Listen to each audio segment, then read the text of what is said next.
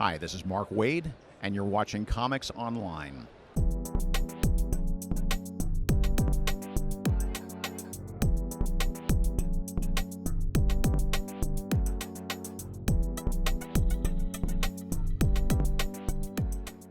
First of all, I want to say how much I enjoyed We Are yesterday. Thank you. It really one of my favorite events DC has done in so long. Thank you. The whole point was to make fun, have fun with it, you know. So You nailed it. I would love to see, as far as breaking this story in particular, Yeah. you brought in a lot of Silver Age elements, but then you expanded to really cover the full gamut. Exactly. Future, past, present. That was the goal. I mean, I don't ever want this book to feel like a nostalgia act.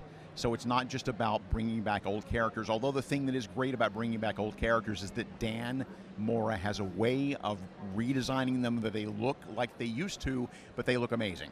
I don't know how he does it. I'll send him all these references from 1965 and say to him, don't feel bound by this stuff, and it'll come back and it'll look like that, but it'll look amazing. And that the whole We Are Yesterday thing happened mostly by accident. What happened was, we knew we were going to need fill-in issues on World's Finest for 2 issues. We also knew we were going to need fill-in issues on Justice League for 2 issues, and as luck would have it, they were the same months. And so rather than do dirty by the fill-in artists who's going to feel like, oh, nothing special, if fans don't care about this, they want Dan back, let's build an event then. Let's do something that pumps it up and makes it special so that the artists get a chance to taste that attention. So that's where it came from, and then, Paul Kaminsky, my editor, was great about it. The artists were great about it, and we were just gung-ho. Well, the fact that Dan seems to be on a mission to draw every single character in the DC universe, getting to see in World's Finest the Silver Age interpretations has been a joy. But then adding in Superman Blue and Abin Sur, the Nightfall Batman, Batman Beyond, all these guys, exactly. But just every single one hits so hard. It's the idea was, okay, we keep saying Justice League Unlimited. Let's open up the doors of time as well, and let's make it truly unlimited. Well, so as far as the structure with this playing between the 2 books that you were obviously shaping, you've done so much work in laying the groundwork in World's Finest leading into this. Did it feel like it was an organic story to tie these 2 books together? It did. It really felt like, if it looks like we had a master plan for years, that's an accident, but it came across pretend like we did. Let's just say we did. Yes. So moving into the fallout from this, we know that there are still some time and space displaced heroes. Yes, there are. Who were you most excited to play with in this next chapter? I don't let my editor hear this because he will go, no. But there's a character called Ultra the Multi-Alien who's from the future. He's a bizarre-looking character. Dan draws the hell out of him, and I have a take on him. That's the fun part of Justice League to me, right? He's taking a character like Dr. Occult or Airwave, or a character that you don't know, and saying, okay, I think I have a take on him that makes him interesting and exciting and fresh. And so far, the response has been really good on that angle of Justice League. So if you liked Airwave, I guarantee Ultra the Multi-Alien will be your favorite Justice Leaguer next year. Well, one of my favorite beats from this event series in particular was bringing Silver Age Dick Grayson to the future, and just how many Robins have there been? There? Yes, just that scene. Thank you. I think could not have been any better. I could, if you gave me a choice between writing Superman and writing Dick Grayson, it would be a hard choice because he's been the gold of World's Finest. He's been the hidden gold of World's Finest. I hadn't intended to make it Superman, Batman, and Robin necessarily, but once I did, it makes that book come alive because Dick is the one who can bring the humor. Dick is the one who can experience stuff for the first time when Superman and Batman are like, been there, done that. And so I could write that character all day. And I saw that we have a Dick Kara team up coming up. Yep, another one of those. Yep, because they don't like each other, which was a choice I made because when I first had them on the page, this is like in the first arc, I didn't know what they were going to talk about or what that was going to be, and I realized that I've never seen Dick and Kara have a conversation. Like, as a reader, I don't think they've ever been on a page together in all of DC history and had a conversation about anything that shows they have any kind of relationship. So my instinct was to go to Dick Grayson Horn Dog.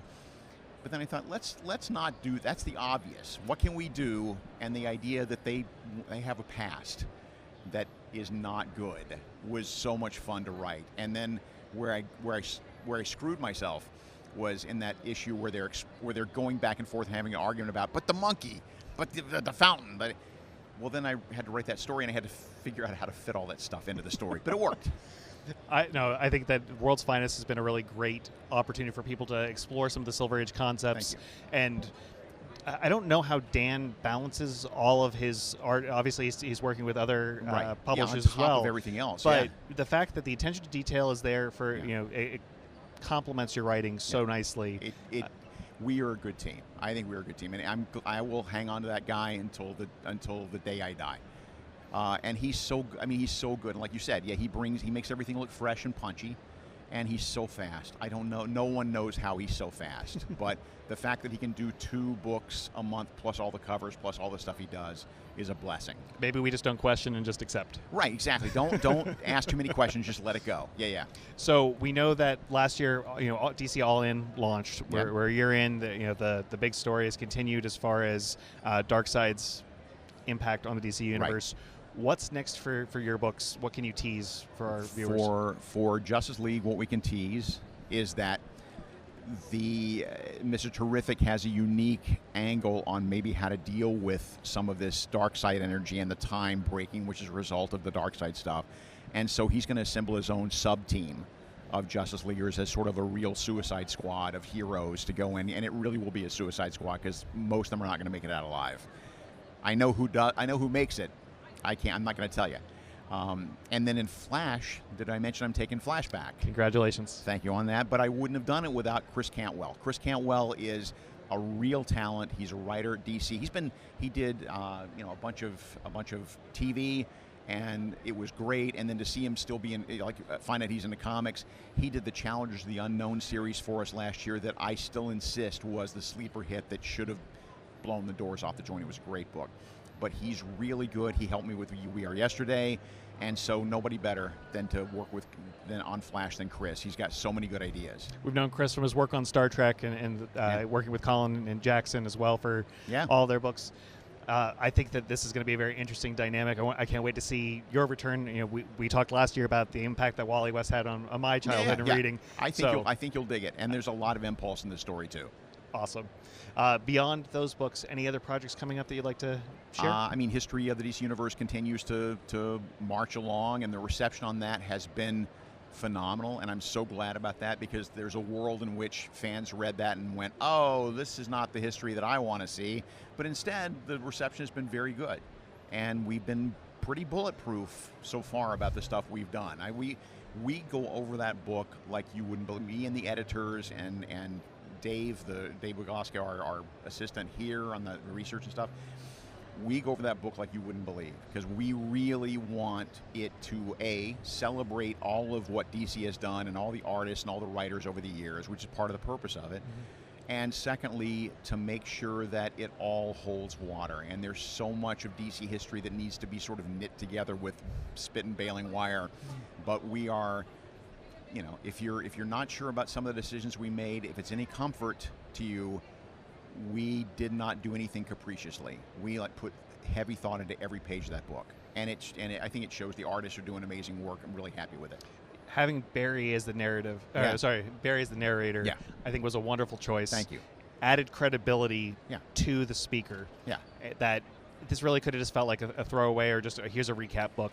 If you don't have any sort of narrative structure to it on top of then it's just a Wikipedia entry, right? Yeah, and I can go online and find this stuff out.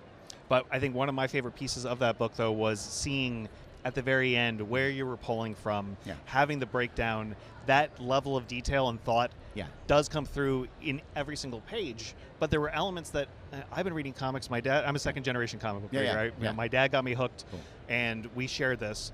There are still so many elements of the DC Universe that I thought I knew, that seeing this, it added some pieces even for me that I feel like I'm a little bit more seasoned than most, but I loved getting to explore corners that I had no exposure to. That was my favorite thing about doing the book, is what we would do is we would do that timeline in the back first, and then figure out what the upfront material is going to be, because we do the timeline first, and that's the way to make sure you don't overlook something, miss something. But that first draft of that first issue timeline was 43 pages long. And I knew, going in, but it was because we were concluding absolutely everything that I could find that happened in the DC Universe. And so that was a joy, and that was and the way it's structured, the way the appendix is, where it's the full timeline of the DC universe as it stands right now, is just that's a big. I mean, I'm not trying to break my arm, pat myself on the back, but that's a pretty big accomplishment. It's Comics Online's 25th anniversary this year, and we're celebrating Secret Origins, not of the characters that you created, but of you. And I would love to hear, how did you get started in the world of comics, and what was your entry point into this amazing world? Like most people who break into comics, it was a unique path that it's like breaking into comics is like breaking out of prison, right? You find some way to do it, and the first thing they do is they cover that up so nobody else can get in that way again. And in my case, I was working at conventions as a volunteer. I was the guy who would shuttle you back from the airport to the hotel and back and forth, so I was able to make some connections there. I also worked on fan press stuff during the day, and so I got to contact a bunch of writers and artists and editors and get to know them. And I really didn't want to be a writer. I had no ambition of being a writer. I wanted to be an editor. I liked the idea of getting into DC and really helping shape these stories. And also, I had no idea that you could come up with ideas this often. Like, how do you come up with 3 or 4 ideas a month? That's crazy talk. But being an editor for a couple of years, I have all of these scripts coming across my desk from John Ostrander and Neil Gaiman and Jim Owsley, Christopher Priest, and Grant Moore. It's so many writers that it's a boot camp. I learned so much in those 2 years as an editor that I would have learned. It would have taken me 10 years to learn that as a writer. So once I had that in me and I left editorial, I just, fingers crossed, it's all going to work out, and I've been very lucky. Today is the 40th anniversary to the day of my first comic book coming out. Congratulations. Thank you. The fact that we get to celebrate that here means a lot. Thank you.